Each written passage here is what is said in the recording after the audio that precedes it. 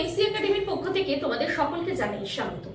আজকের ভিডিওটা তাদের জন্য যারা আমাকে আবারও রিকোয়েস্ট করেছো সিসি 9 এর পর সিসি 10 এর জন্য একটা ভিডিও করার জন্য সাজেস্টিভ ভিডিও। তো আজকের আমি তোমাদের জন্য সেই সাজেশন নিয়ে চলে এসেছি। একে একে তোমাদের আমি সেই সাজেশনের লিস্ট তো দেবই, তার আগে বলে রাখি আজকের ভিডিওটি যদি তোমাদের ভালো লাগে তাহলে অবশ্যই তোমরা লাইক করো, কমেন্ট করো, শেয়ার করো এবং journalism and mass communication related বিভিন্ন ভিডিও পেতে আমাদের এই চ্যানেলটা তোমরা অবশ্যই সাবস্ক্রাইব করো এবং পাশে থাকা বেল আইকনটা অবশ্যই এক এক করে দেখে নি যে কোন কোন প্রশ্নগুলো তোমরা গুরুত্ব সহকারে পড়ে যাবে।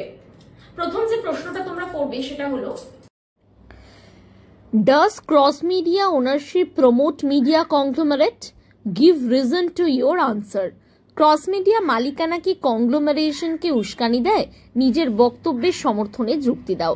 Next question, The circulation and advertising departments of a newspaper organization are complementary and supplementary to each other. Discuss. কি বলেছে? সংবাদপত্রের প্রচার বিভাগ এবং বিজ্ঞাপন বিভাগ একে অপরের পরিপূরক, আলোচনা করো। পরের প্রশ্ন, Does Article 19(1)(a) of Indian Constitution really ensure freedom of press? Give reason to your answer. ভারতীয় সংবিধানের 19(1)(ক) ধারাটি কি সত্যি সংবাদ মাধ্যমের স্বাধীনতা নিশ্চিত করে? তোমার বক্তব্যের সমর্থনে যুক্তি দাও। পরের কোয়েশ্চেন কি আছে? Briefly discuss the major recommendation of the first and second press commission. প্রথম এবং দ্বিতীয় প্রেস কমিশনের মূল সুপারিশগুলি সংক্ষেপে আলোচনা করো। পরের প্রশ্ন কি আছে? Copyright infringement is a regular phenomena in contemporary media business. Considering the above statement, discuss the provision of Copyright Act and its amendments. কি বলেছে?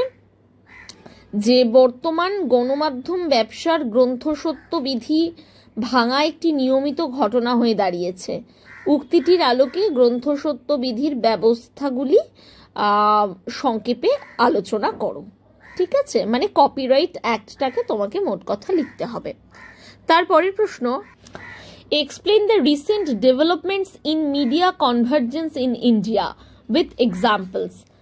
কি বলেছে? ভারতবর্ষের গণমাধ্যমের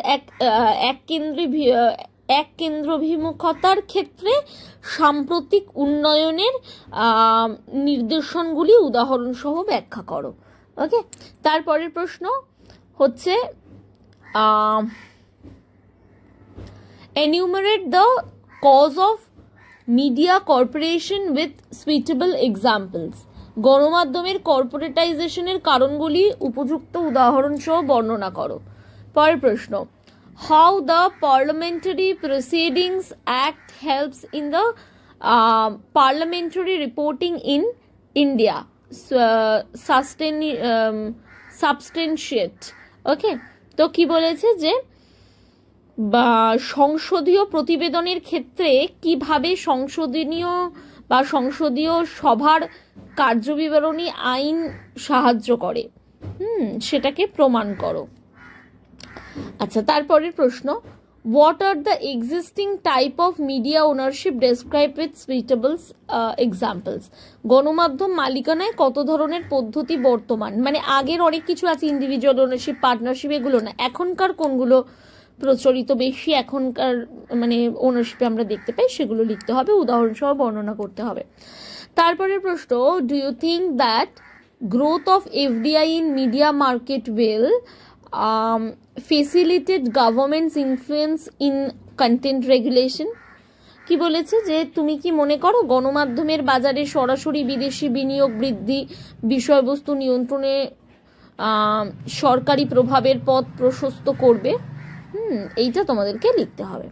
তারপরের প্রশ্ন কি আছে? How a journalist will deal with the contempt of court act in providing accurate information. Okay, কি বলেছে যে একজন সাংবাদিক সঠিক তথ্য প্রদানের ক্ষেত্রে কিভাবে আদালত অবমাননার আইনটিকে ব্যবহার করবে, এটা লিখতে হবে।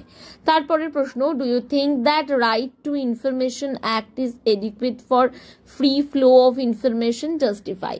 তুমি কি মনে করো অবাধ তথ্য প্রবাহের ক্ষেত্রে তথ্য অধিকার আইন পর্যাপ্ত? যুক্তি দাও।